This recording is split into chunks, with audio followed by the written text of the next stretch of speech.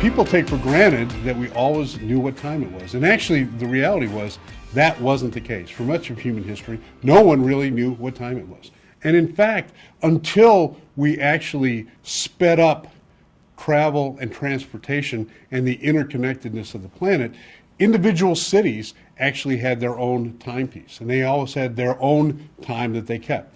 When railroads started to cross the United States and they started to cross Europe, well, you needed to know what time it was. The railroads actually created something that we all take for granted now called standard time.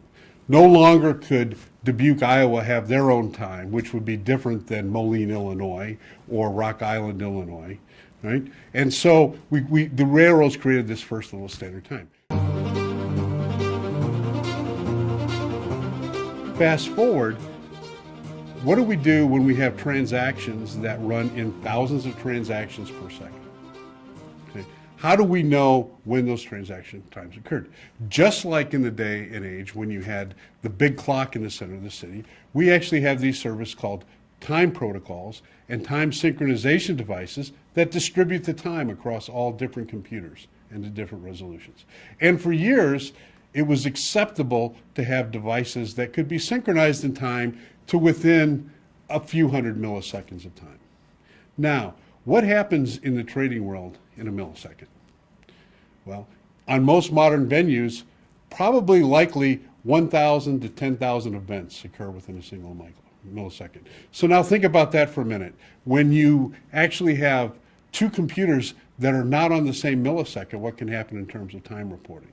And in fact, in the United States, it's a pretty difficult job to get computers synced up. We had a requirement where computers had to be synced up to the second.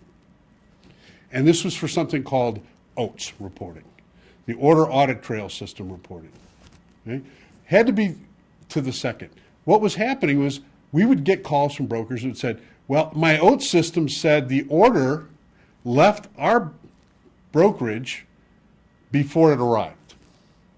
What did they have? They had a time synchronization problem. Okay? And so we have protocols now that are called network time protocols that actually pull this resolution together. The next big area of time synchronization is for new regulations coming out in Europe called MiFID II, and this one soon to come out in the United States called the Consolidated Audit Trail. And there we're asking computers to synchronize down to a microsecond.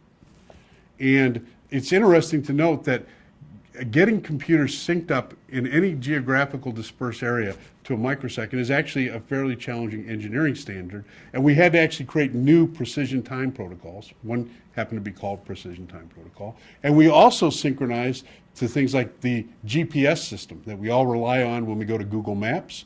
We actually use that for our time synchronization to get finer and finer resolutions. And in fact, the estimate of cost for, in the US, for compliance with the Consolidated Audit Trail is estimated to be in the up to $2 billion of investment cost to get the whole network synchronized and built to actually be able to produce microsecond level time.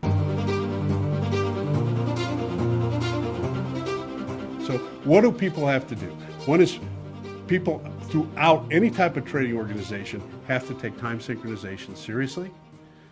Because of costly hardware devices and management of those devices, you really need to decide how much time synchronization you need, because you actually, just like anything else, it almost is bought in terms of quantity. If you want to get down to nanosecond resolution, you're going to be buying some specialized hardware that costs a lot of money, people to install that hardware, keep it running.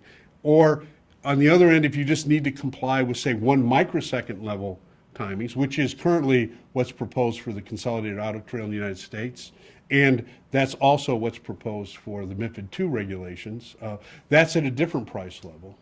And understanding this technology, another thing you have to do within the MiFID rules is you actually have to report any time anomalies.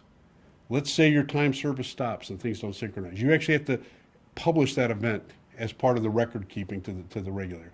This prevents any kind of abuse of the market abuse by playing with clocks and things like that. So there's a number of issues that you have to address in terms of time synchronization. And many of these we've already addressed in our managed services environment with high precision time synchronization. And that same expertise is something we could probably bring to you if you need some advice or help in terms of how you can comply with either the US or the European regulations on time synchronization.